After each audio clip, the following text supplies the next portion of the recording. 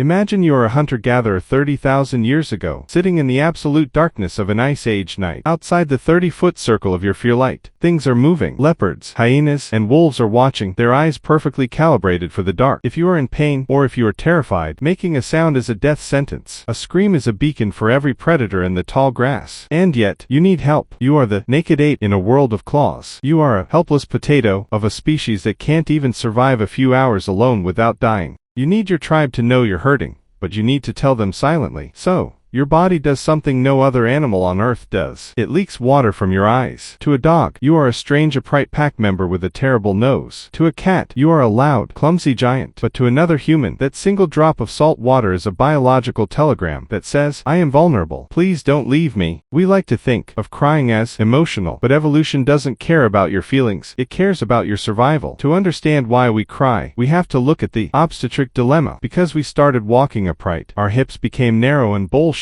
But because we became smart, our brains grew massive. This created a biological car crash. Human babies have to be evicted from the womb early because their heads won't fit through the pelvis if they stay any longer. We are born developmentally premature, essentially external fetuses. Because a human baby is so uniquely useless, we became the ape that needs a village. We evolved cooperative breeding, where everyone, grandparents, siblings, and neighbors, helps keep the child alive. In this high-stakes team sport of survival, communication is everything. But babies can't talk. They can scream, but as we've seen, screaming attracts the things in the dark. Emotional tearing likely emerged as a silent, biological hack to signal distress to a caregiver without alerting a leopard. You've been told that crying is a sign of weakness, but in the ancient world, it was actually a tool for reputation management. In a small tribe of 40 people, your reputation was your only currency. If you were a liar, a thief, or a cheater, you faced the ultimate prehistoric nightmare: isolation. For a human, being alone in the wilderness wasn't just lonely, it was a survival threat. This is where the pratfall effect comes in.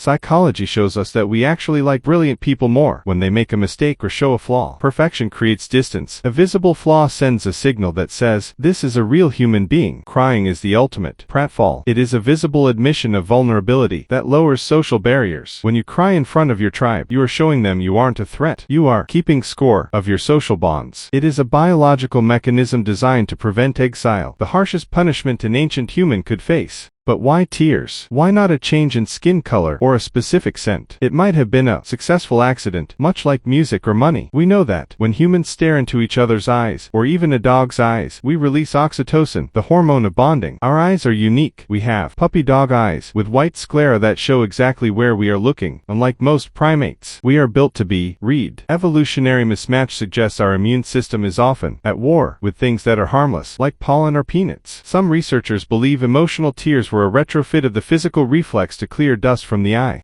Your brain simply took an existing system, the tear duct, and wired it to the social centers of the brain. Turned a physical cleaning tool into a social warning system. When you feel the pain of social rejection, your brain reacts exactly as if you've been physically burned. And so, you leaked the same water you would use if you had smoke in your eyes from the evening fire. Today, we live in a world of quiet emotions and digital tribes. We have 5,000 friends online but often feel more isolated than a hunter-gatherer in a camp of 40. We have replaced the quiet deep of the night with a light switch and a smartphone, but your body is still running ancient software. It still remembers that being alone is dangerous. When you cry, you aren't just being sad, you are performing a 300,000-year-old ritual. You are reaching out through the darkness, hoping that someone, a partner, a parent, or a friend, will see that liquid signal and move closer to your fire. We traded the wild for vaccines and refrigeration. We got longer lives. But we also got the modern ache of working jobs we don't believe in. Yet, in those moments when the social fabric feels dead, your tears are there to remind you of the truth. You are the ape that cannot survive alone. You are the animal that turned its own vulnerability into its greatest survival strategy. And as long as we still have the ability to leak water from our eyes,